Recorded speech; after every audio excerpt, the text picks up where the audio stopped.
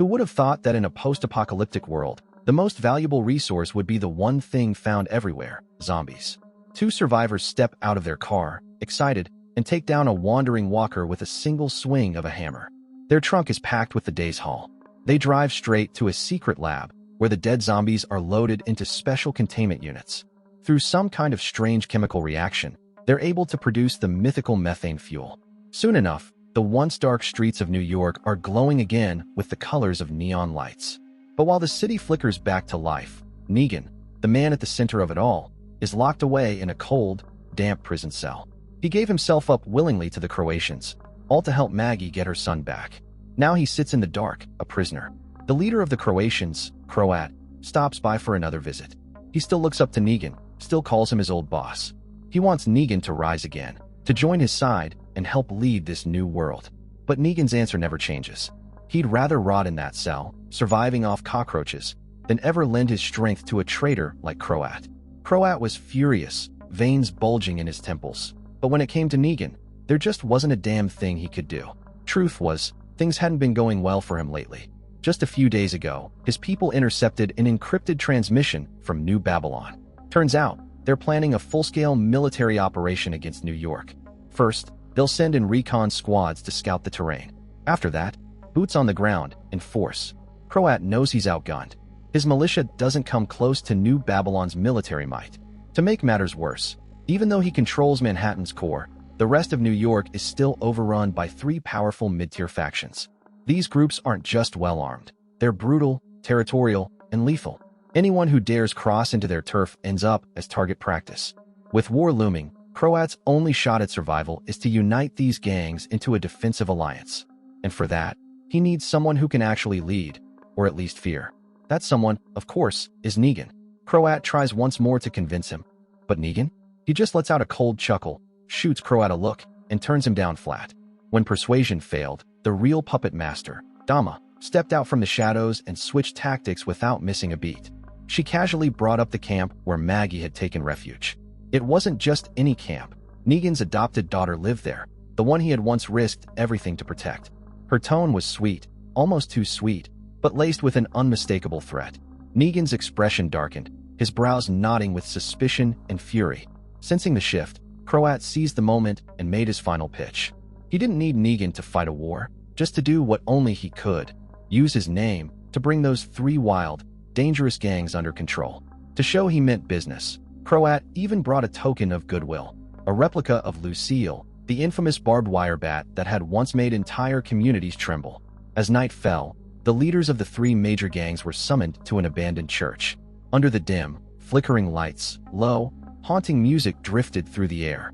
Suddenly, the heavy doors were flung open, and Negan strode in, flashing that familiar cocky grin. Standing at the pulpit, his gaze slowly swept across everyone gathered. He didn't beat around the bush.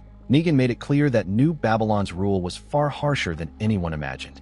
Everyone here was used to doing things their own way, but if New Babylon took control of New York City, they'd all end up as prisoners. The only way out: drop the grudges, form an alliance, and stand united against the common enemy.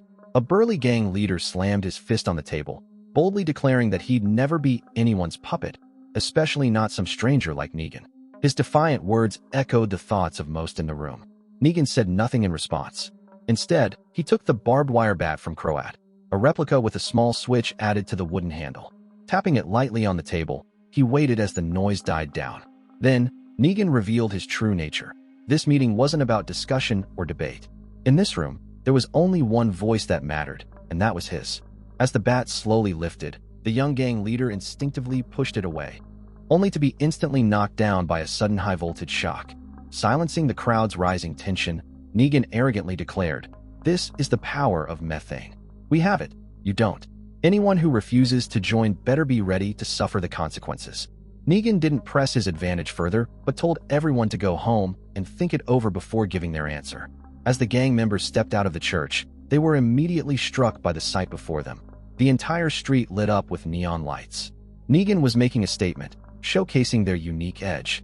Meanwhile, Maggie was living quietly with her son and Morgan's adopted daughter, Ginny, at a remote survivor camp. She treasured the hard-earned peace, but in this post-apocalyptic world, no one could truly stay safe. Suddenly, New Babylon's army arrived at the camp. The governor himself arrogantly stepped forward, announcing a conscription order to form a vanguard unit tasked with scouting New York. When the survivors remained unmoved, Enforcer Armstrong stepped in to smooth things over. He claimed the army was formed to protect everyone's safety and create a better future for all. The governor was clearly growing impatient. With a subtle glance to her deputy, a soldier who had attempted to flee was immediately dragged out in front of the crowd. The deputy issued a cold warning. Under New Babylon's law, desertion meant public execution. The news swung eerily in the wind as a chilling silence fell over the camp. Among the crowd, Maggie watched with sharp eyes. She had once fought alongside Enforcer Armstrong in the streets of New York and knew full well what New Babylon was really after. The governor wasn't sending people into the city out of goodwill. She wanted to seize the undead-based methane energy that Croat had managed to harness. In this post-apocalyptic world, whoever controlled energy held all the power. Maggie and Armstrong had both seen firsthand the nightmare that was New York, a city overrun with the infected, crawling with hostile gangs. Even sending in a full battalion would be a death wish, let alone a reconnaissance team of just a few dozen. It was, for all intents and purposes, a suicide mission. Armstrong understood the governor's nature all too well. If no one from the camp volunteered, she wouldn't hesitate to start forcing conscription. And when that happened, no one, man, woman, or child, would be spared. Thinking of her son, with whom she had only recently reunited, Maggie made a bold and desperate offer. She would join the mission, on one condition: the entire camp would be exempt from the draft. Armstrong knew just how capable Maggie was, and how well she understood the situation in New York. If anyone stood a chance of surviving and gathering intel, it was her. But this wasn't his call to make. So he relayed everything to the governor, who listened with a sly smile and nodded in approval. She was willing to give Maggie a shot. On one condition: Maggie had to prove that she was worth 20 ordinary soldiers. The test was brutal in its simplicity. On a fenced-in field, Maggie would face off against 20 zombies. Survive the onslaught, and she'd earn her place. Just as the trial was about to begin, Negan's adopted daughter, Ginny, suddenly appeared. To everyone's shock, she stepped forward and demanded to go to New York too. Maggie tried to stop her, but before she could get a word in, Ginny had already thrown herself into the fray. Maggie had no choice but to follow. With a dagger flashing like lightning, Maggie carved a path through the undead, all while shielding a panicked and inexperienced Ginny. Even the usually stone-faced governor found herself nodding in grudging respect. At the final moment, it was the governor's deputy who took out the last zombie, bringing the savage test to an end. Maggie immediately pulled Ginny aside. She knew better than anyone. The so-called City of the Dead was no place for a kid. She had made a promise to Negan to protect Ginny at all costs. But Ginny stood firm. She wasn't doing this out of recklessness. She was going to New York for one reason only: to find Negan. What troubled Maggie even more was what came next. Her son Herschel insisted on going along as well. Maggie had taken the reconnaissance mission precisely to keep Herschel safe from danger, but the boy saw through her lies. He already knew that Maggie had been struggling quietly all this time because it was her betrayal that had trapped Negan deep in New York, his fate unknown. This mission, he realized, was really about her trying to find Negan. Maggie had never truly faced these feelings head-on, so instead she tried a different approach to persuade her son to stay behind. Lately, Herschel had been spending time at home drawing and writing, much of it about New York City, including a detailed portrait of the shadowy figure Dama. Herschel's fierce resolve softened as he quietly admitted he hadn't shared his own experiences in New York with anyone. Maggie didn't press him further. Instead, she spoke gently. "You are my strength. Knowing you're here gives me hope.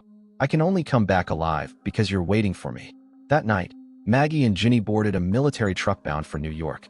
Alongside them were other volunteers gathered from nearby settlements. As the vehicle pulled away, Maggie caught a glimpse of Herschel's reluctant expression. In that moment, she felt that all the risk she was taking was worth it. What she didn't know, however, was that the dangers awaiting her in New York extended far beyond gang conflict. Deep within the marshes of Central Park, monstrous roars echoed now and then through the darkness. And that brings us to the end of episode 1 of season 2 of The Walking Dead, Dead City. One thing is clear: Negan and Maggie are once again heading toward a volatile, love-hate collision course. It's easy to forget the details of season 1, but back then, Maggie's hatred for Negan ran deep, fueled by her unrelenting desire to avenge her husband's death. But Negan was no longer the ruthless tyrant he once was. His arrogance had long since been buried, replaced by something quieter, something worn. Forced into an uneasy alliance, Maggie and Negan fought side by side against hordes of walkers and relentless gangs. That shared struggle forged a kind of bond between them, slowly melting the ice of Maggie's resentment. By the end of the season, they were both storming the Croats' stronghold, Negan in a desperate attempt to rescue his adopted daughter, and Maggie on a mission to find her son. After completing their first mission, the group made sure Ginny was safely escorted out of the city. But then, Maggie led Negan into a carefully prepared trap. It turned out she had struck a deal with the Croat long ago, trading Negan in exchange for the safe return of her son. When Negan realized he'd been set up, he didn't lash out or try to escape. Instead, he willingly surrendered, allowing Maggie to rescue her child without a fight. Negan's decision wasn't out of weakness, it was deliberate. He saw it as a way to atone for the husband he took from Maggie, and perhaps more importantly, to ensure that she would protect Ginny. In doing so, he erased the last traces of resentment between them. Maggie couldn't help but feel a mix of guilt and gratitude. It was clear that Negan still had a masterful grip on human psychology. No wonder the Croat had gone to such great lengths to capture him. But despite the pleading and persuasion, Negan had never intended to be anyone's pawn. The Croat failed to realize one thing: a man like Negan doesn't bend to threats. He may have nodded along and played the part, but behind that calm exterior, he was already plotting his revenge. It's only a matter of time before the Croat's empire crumbles under the weight of Negan's retribution. And when that happens, the real power behind the curtain, Dama, might finally understand the kind of storm she's unleashed by dragging Negan into her plans. That's all for today. If you've got different thoughts or theories, feel free to share them in the comments. See you in the next episode breakdown.